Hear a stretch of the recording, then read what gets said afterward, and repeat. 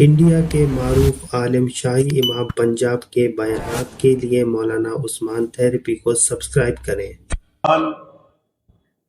اور نہایت باب سورہ فاتحہ اور درود پاک پڑھ لیجیے۔ اعوذ باللہ من الشیطان الرجیم، بسم اللہ الرحمن الرحیم، الحمدللہ رب العالمین، الرحمن الرحیم، مالک یوم الدین، ایاک نعبد و ایاک نستعین، ایاک نعبد و ایاک نستعین، ایاک نعبد و ایاک نستعین، اہدنا الصراط المستقیم، صراط الذین انعمت علیہم غیر المغضوب علیہم ولا الضالین، آمین۔ اللہم صلی علی محمد وعلی آل محمد کما صلیت علی ابراہیم وعلی آل ابراہیم انکا حمید مجید۔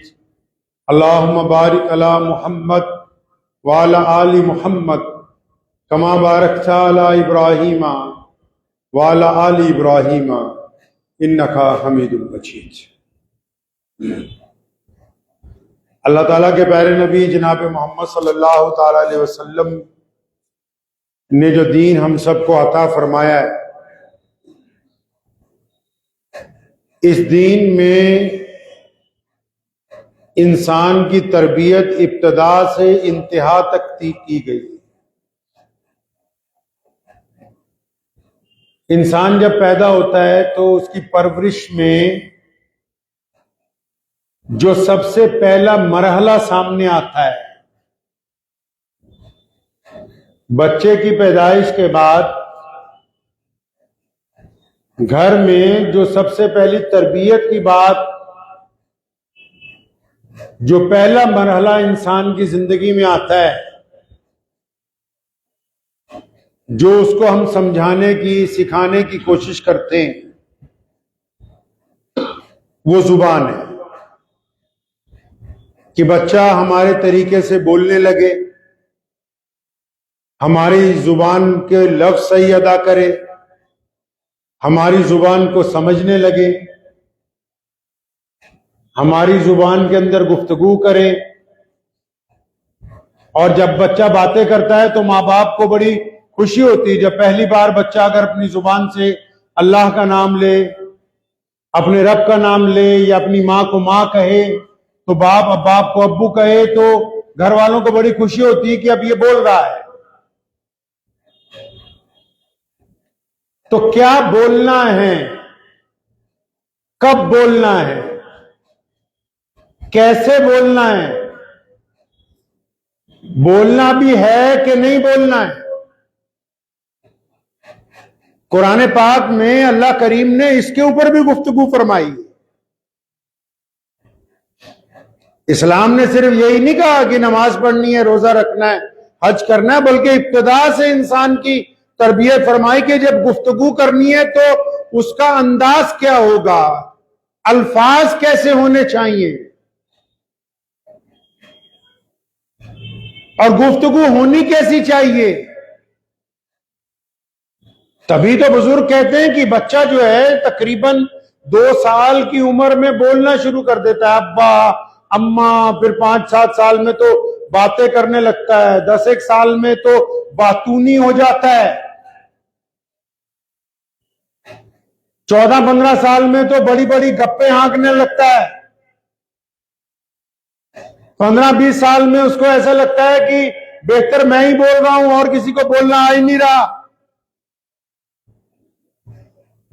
20-25 سال کی عمر میں جا کے اس کو ایسا لگتا ہے کہ جو میں بات بنا سکتا ہوں دوسرا بنا ہی نہیں سکتا ویسی، 30-35 سال میں جا کے حرفن مولا ہو جاتا ہے۔ لیکن وہ بزرگ کہتے ہیں نا کہ بولنا تو 2 سال کی عمر سے شروع ہو گیا ہے، لیکن ابھی تک 70 سال میں بھی اس بات کا یہ فیصلہ ہی نہیں کر پایا اچھی طرح کہ کہاں کیا بولنا ہے کیا نہیں بولنا، کیونکہ اس کے زیادہ تر رشتے، زیادہ تر تعلقات، زیادہ تر معاملات، زیادہ تر گھریلو اخوانگی کے معاملات، کاروبار کے معاملات، سیاست کے معاملات اگر کبھی زیادہ خراب ہوئے ہیں تو اس کے بولنے کی وجہ سے ہوئے، چپ رہنے کی وجہ سے۔ بولنا کیا ہے، کیسے بولنا ہے؟ قرآن پاک میں اللہ تعالیٰ موسیٰ علیہ السلام کو فرماتے ہیں، کون موسیٰ؟ جن کو کلیم اللہ کہا گیا، یعنی اللہ سے باتیں کرتے ہیں وہ۔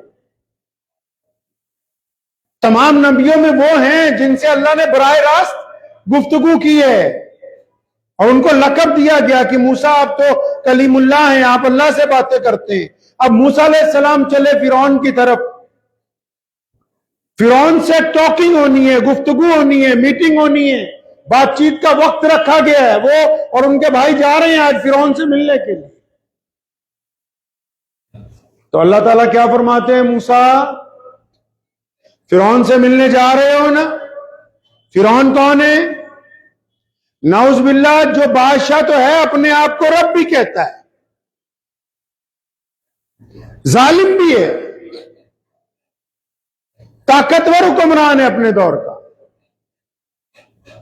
تو اللہ تعالیٰ کیا فرما رہے ہیں اس کو کہ موسیٰ فرعون سے ملنے جا رہے ہو نا، تو ذرا گفتگو جب آپ کریں گے فرعون کے ساتھ تو آپ کی گفتگو میں نرمی ہونی چاہیے، بات کے اندر نرمی ہونی چاہیے، انداز میں نرمی ہونی چاہیے۔ کیوں؟ کیونکہ شاید اگر آپ نرم انداز میں گفتگو کریں گے تو اگر اس کے دل میں بات اتر جائے تو وہ بھی توبہ کرنے والوں میں شامل ہو جائے۔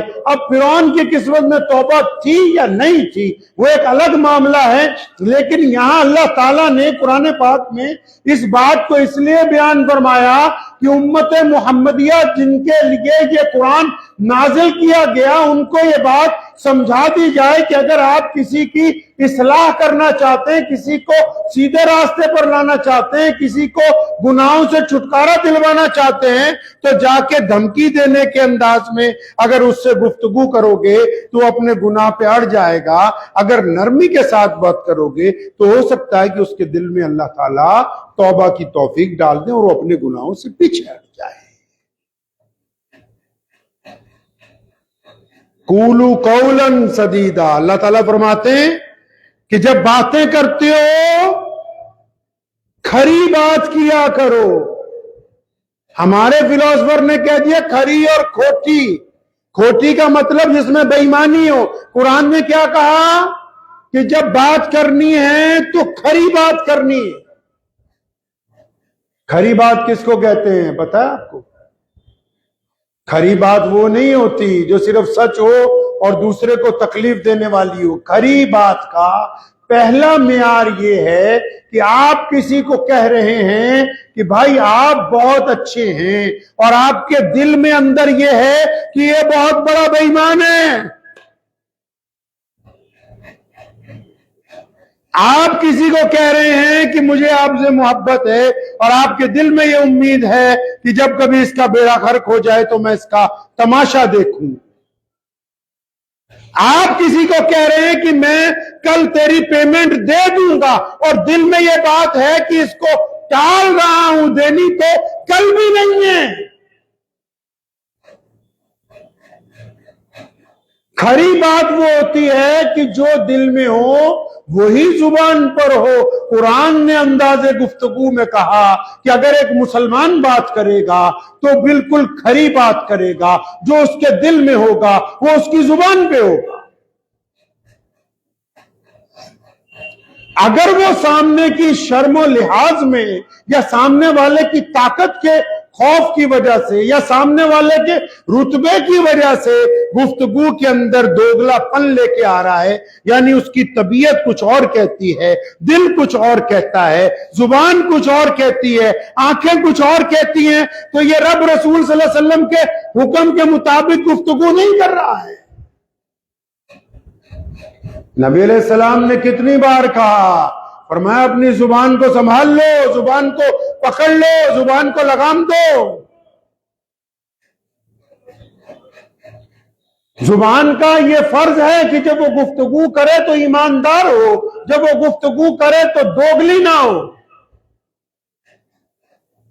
سیدنا عمر بن خطاب رضی اللہ تعالیٰ عنہ، مسلمانوں کے اولو العزم خلیفہ، ان کے دور کا ایک واقعہ ہے کہ ایک باغ میں ایک شخص اپنے درخت سے کچھ گوشے توڑنا چاہ رہا تھا تو وہ پتھر مار رہا تھا درخت. تو ایک پتھر جو ہے پڑوس والے باغ کی باڑ سے اس طرف جا کے دوسری جو باغ تھا اس کے مالک کے سر پر لگا اور اس کا انتقال ہو گیا. اب اس مالک کے بیٹے حضرت عمر رضی اللہ تعالیٰ عنہ کے پاس گئے, اس کو بھی پکڑ لیا جس کے پتھر سے وہ بندہ مرا تھا. اب کیونکہ قتل کے بدلے تو قتل کی سزا ہے, یا پھر جس کا قتل ہوا وہ معاف کر دے, دو ہی باتیں. تو عمر رضی اللہ تعالیٰ نے جب بات سنی تو جس بندے سے وہ پتھر لگ گیا تھا, وہ آدمی مر گیا تھا جس کے ہاتھ سے, اس نے امیر المومنین کو کہا کہ میں نے کسی بندے کو کوئی زبان دی ہوئی ہے, مجھے 3 دن کا وقت دیجئے, میں وہ کام پورا کر کے آ جاؤں تو اس کے بعد آپ اپنے حکم کا اعلان کر دیں. اب اس بندے کو اس مجلس میں کوئی بھی نہیں جانتا, سب لوگ بیٹھے ہوئے ہیں, اس نے اپنی بات رکھ دی, وہ بڑا پریشان ہے. آخر اس کی بات رکھنے کے کچھ دیر بعد اچانک جو فقراء صحابہ میں اولو العزم درجہ رکھتے ہیں, جن کا احترام سیدنا ابوبکر صدیق رضی اللہ تعالیٰ عنہ اٹھ کے کرتے ہیں, جن کے احترام میں سیدنا عمر بن خطاب فیصلہ لینے سے رائے لیتے ہیں, جن سے سیدنا مولا علی کرم اللہ وجہ محبت کرتے ہیں, جو سیدنا عثمان نورین کے نور نظر ہیں, جو صحابہ کے اندر ایسے ہیں کہ تمام صحابہ ان کی ڈانٹ سن لیتے ہیں, سیدنا ابو ذر غفاری رضی اللہ تعالیٰ عنہ. ان کی یہ شان ہے, کروڑوں روپے جب بھی آئے شام تک صدقہ کر کے سوئے, ساری زندگی جھونپڑی میں گزار دی. اب وہ بیٹھے ہوئے تھے, انہوں نے جب یہ بات سنی تو فرمایا عمر بن خطاب میں اس بندے کی ضمانت لیتا ہوں, اس کو جانے دو 3 دن کے لیے. اب جب حضرت ابو ذر غفاری رضی اللہ عنہ نے ضمانت لے لی تو بندہ چلا گیا. 3 دن بعد عدالت لگی, 3 دن بعد وہ لوگ آئے جن کا پڑوسی, جن کا آدمی مر گیا تھا, اس کے بیٹے آئے, حضرت ابو ذر غفاری بھی بیٹھے ہیں, تمام صحابہ بیٹھے ہیں, وہ بندہ غائب ہے جس نے ضمانت پہ جو گیا ہے. صحابہ بڑے پریشان ہیں کیونکہ سب سیدنا ابو ذر غفاری رضی اللہ عنہ سے محبت کرنے والے ہیں کہ اگر وہ نہیں آیا تو اصول کے مطابق جس نے ضمانت دی ہے پھر تو مسئلہ سارا اس کے سر ہے. اور ابو ذر غفاری رضی اللہ عنہ بے فکر ہو کے بیٹھے ہیں. جب کافی وقت گزر گیا, مجلس برخاست ہونے کا وقت آیا, دربان نے کہا کہ وہ آ گیا ہے جس کو ضمانت پر بھیجا تھا. وہ جب اندر پہنچا, عمر بن خطاب رضی اللہ عنہ نے حیرت سے کہا کہ بھائی تم کیسے واپس آ گئے, تمہیں تو ایک موقع مل گیا تھا نا, آپ تو جا سکتے تھے. تو اس بندے نے کیا کہا, کہنے لگا ٹھیک ہے مجھے موقع مل گیا تھا, لیکن جب میں نے اپنا زبان پوری کر لی اور واپسی کا ارادہ ہوا, میرے دل میں بھی آیا کہ اگر میں نہ جاؤں تو میری جان بچ جائے گی, مجھے نہیں پھانسی پر لٹکایا جائے گا. لیکن کہنے لگا پھر میں نے سوچا کہ میں رب رسول کو مانتا ہوں, اگر ایک مسلمان اپنی زبان سے پھر گیا تو کل کو لوگ کہیں گے کہ مسلمان زبان پوری نہیں کرتے, اب میری جان زیادہ قیمتی نہیں ہے, یہ زبان زیادہ قیمتی ہے, میں اس لیے واپس آیا ہوں.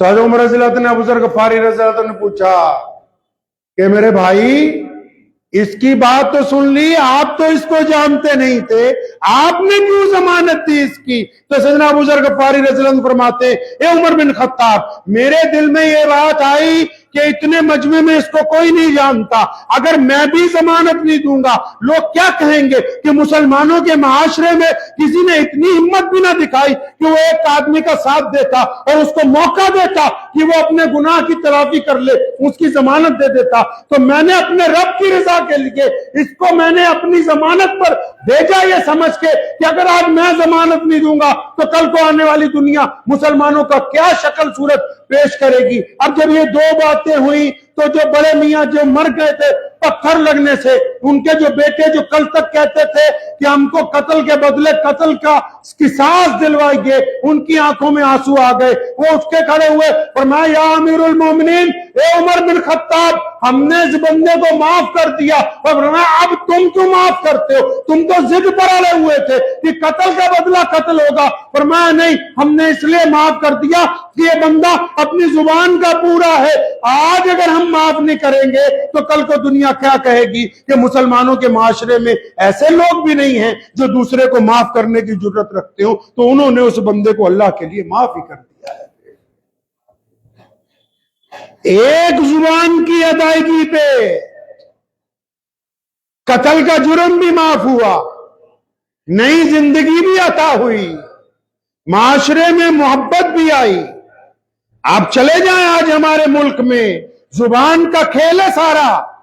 یہ جس خطے کے مسلمان دکھ ہیں، پریشان ہیں، میں بیٹھا ہوں مسجد میں ذمہ داری سے کہتا ہوں، نہ سب لوگ ایسے ہیں جو زبان کا کھیل چلا رہے ہیں اپنوں کے ساتھ، اپنی برادریوں کے ساتھ، اپنے خاندان والوں کے ساتھ، اپنے معاشرے کے ساتھ۔ اوپر سے کچھ ہیں، اندر سے کچھ ہیں۔ ان کی زبان نے ان کو اس مقام پر لا کھڑا کیا کہ جن کا نظریہ آج اس مقام پر نہیں ہے جہاں پر عزت اور جاہ و جلال جو ہے وہ ان کے ساتھ ہونا چاہیے۔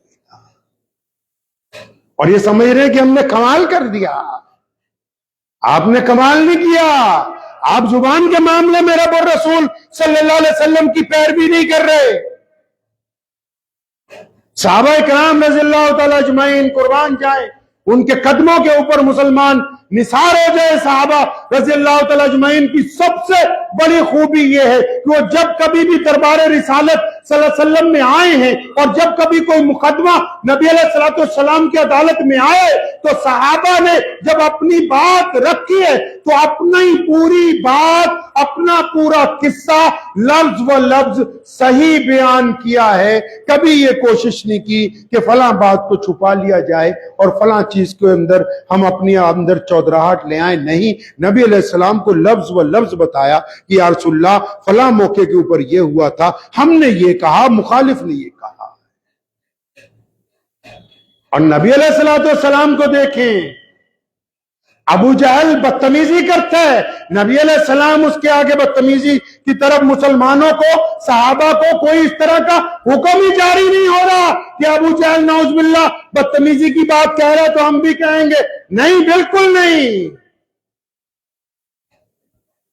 حسان بن ثابت رضی اللہ تعالیٰ عنہ کو یہ فرمایا ممبر رسول پہ کھڑے ہو جاؤ، یہ نہیں کہنا کھڑے ہو کے کہ نعوذ باللہ ابو جہل کون ہے، تیری کیا حیثیت ہے، تیرا کیا ابو اجداد ہے۔ نہیں، فرمایا کھڑے ہو جاؤ اور ان کو ہماری شان بیان کرو، یہ بتاؤ کہ محمد الرسول اللہ صلی اللہ علیہ وسلم جو ہے کائنات میں سب سے بڑی عظمت والے ہیں۔ اپنی شان کی بات کرو، اپنے جاہو جلال کی بات کرو، اپنے عقیدے کی بات کرو، اپنی تہذیب کی بات کرو، اپنی سچائی کی بات کرو، اپنی ایمانداری کی بات کرو، کیونکہ ہم کسی کو گالی دینے کے لیے نہیں آئے، ہم اپنے کردار کو معاشرے کے اندر ثابت کرنے کے لیے آئے۔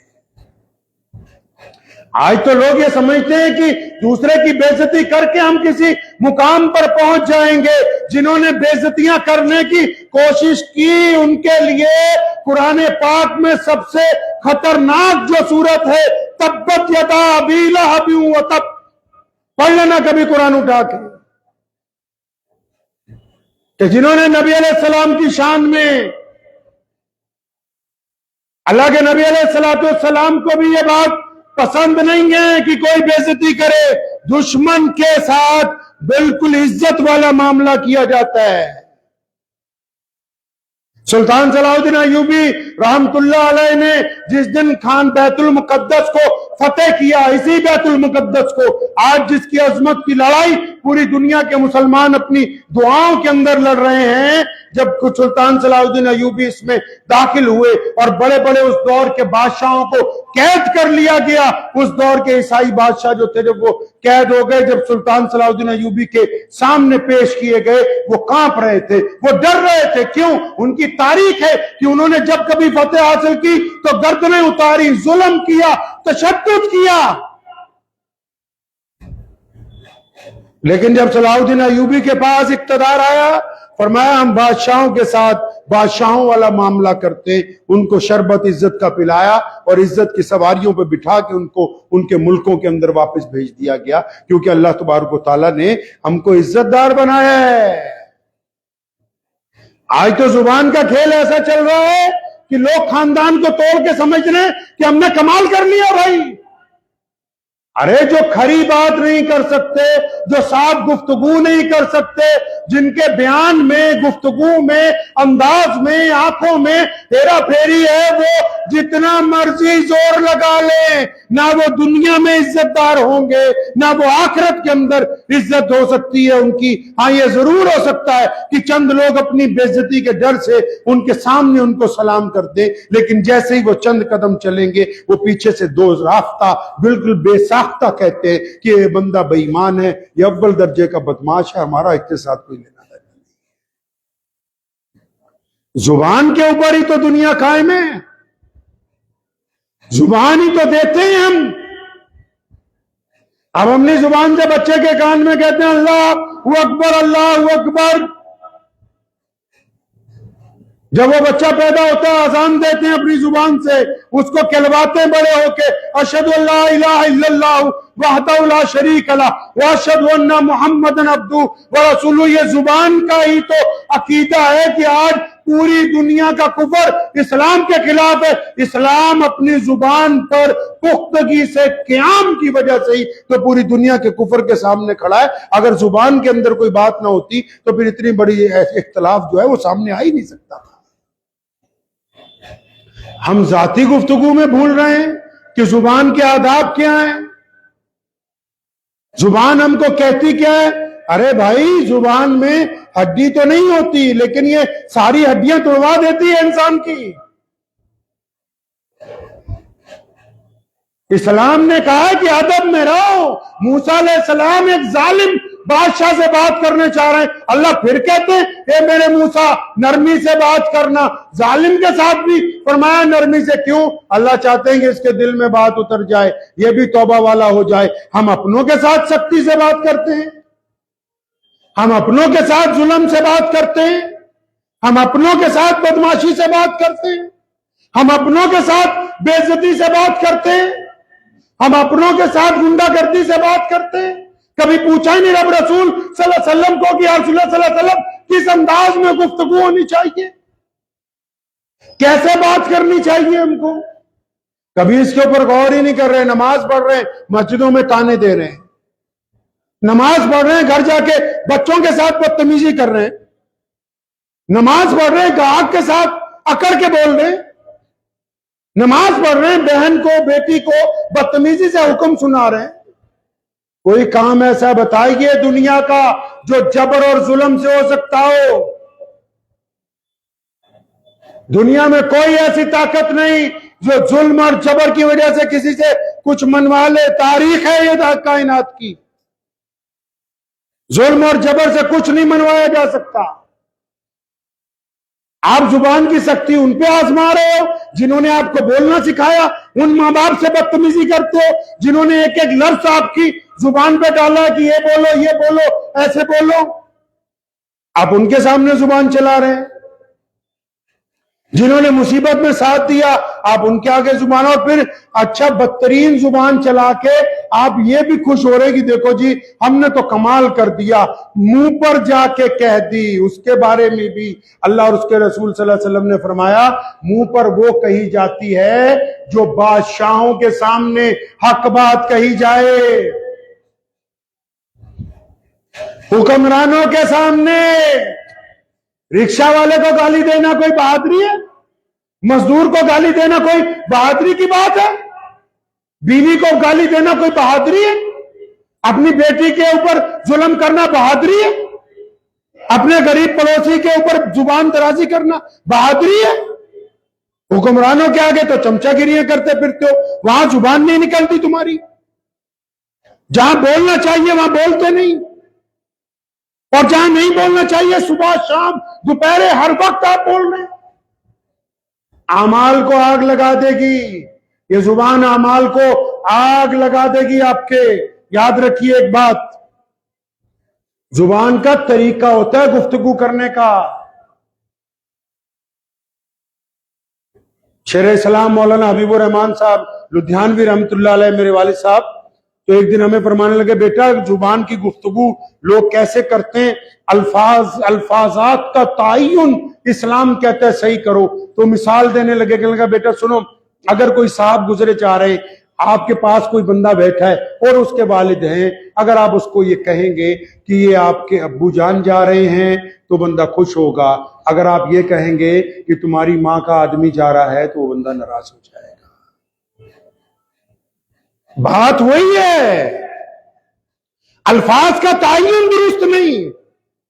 ابھی ایک مسلمان یوٹیوبر نے کوئی ٹپنی کی مدرسوں پہ تو دھڑ اس کے گھر کے باہر ادھم مچا رہے ہیں, الگ الگ لوگ ویڈیو بنا رہے ہیں. بات اس کو کرنی نہیں آئی, وہ بات اس طرح کرتا کہ جو علماء حق ہیں انہوں نے ملک کو آزاد کروایا, جو علماء حق ہیں وہ آج بھی مدارس کو لے کے چل رہے ہیں, جو علماء حق ہیں وہ بچوں کو بہترین تربیت دے رہے ہیں. لیکن ان علماء حق کے درمیان گنتی کے اب ایسے لوگ بھی آ گئے جنہوں نے مولویوں والی شکل صورت بنا کے قوم کی رقم کے اوپر ڈاکہ ڈالنے کا دھندا شروع کر لیا ہے. ان کو تصلیح کے اندر, ان کو عام زبان میں علماء سو کہا جاتا ہے تو اس کی بات درست ہو جاتی, لیکن اس کو بات کرنے کا سلیقہ نہیں آیا, اس لیے پوری قوم جو اس کے پیچھے لٹ لے کے تیار ہو گئی.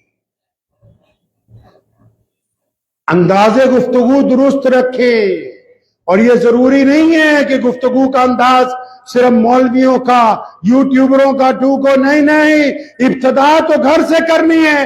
گفتگو کا انداز امی ابو کے ساتھ ٹھیک ہو, اور ماں باپ بھی سنو جو سارا دن اپنی اولاد کو تانے دیتے ہیں, وہ ماں باپ بھی کان کھول کے سنو جو سارا دن اولاد کی برائیاں کرتے ہیں, جو اولاد کو صبح تانا دے کے گھر سے بھیجتے ہیں, شام کو آتے وقت بھی ان کی برائیاں کرتے ہیں. یہ جو زبان کا غلط استعمال آپ اپنے بچوں پہ کر رہے ہو, اللہ کے حضور اس کی بھی پکڑ ہوگی.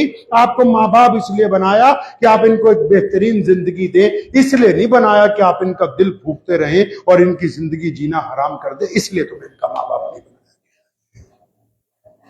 اپنی زبان کی درستگی کو نبی علیہ الصلوۃ والسلام کے حکم کے مطابق لانا ہوگا.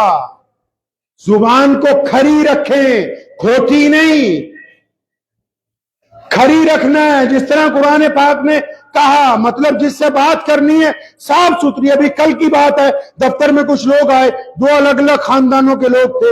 ایک کچھ 3-4 سال سے جاننے والے, انہوں نے کہا ہمارے بیٹے کا رشتہ ان کی بیٹی سے ہو رہا ہے, آپ ہاں کہہ دیں. تو ہم نے انہیں کہا کہ بھائی ہم ان کو صرف 5 سال سے جانتے ہیں, وہ بھی یہ مسجد میں کسی کام سے آئے تھے. صاحب بات کرنے میں تو کوئی گناہ نہیں ہے نا. تو آپ ایک دفعہ جا کے ان کے پریوار میں, ان کے محلے میں تصدیق ضرور کر لیں. اگر میں ان کی شرم و حیا میں ہاں کہتا رہوں اور کل کو معاملہ بگڑ جائے تو آپ کہیں گے حضرت آپ نے تو اس وقت ہاں کر دی تھی. اگر میں شرم و حیا میں بھی اپنی بات کو نہیں رکھ سکتا تو وہ بھی تو میرے نزدیک گناہ ہے کہ میں کسی کی بیٹے اور بیٹی کی زندگی کا فیصلہ صرف اپنی شرم و حیا کی وجہ سے کر رہا ہوں. تبھی تو 3 دفعہ پوچھتے نکاح میں, قبول ہے بتا دے, قبول ہے بتا دے. تیسری دفعہ جب کہتا ہے تب لکھتے مولانا صاحب کہ اچھا چلو تمہارا نکاح ہو گیا ہے. وہ بھی تو زبان ہے نا جو ایک میاں اپنی بیوی کو دے رہا ہے.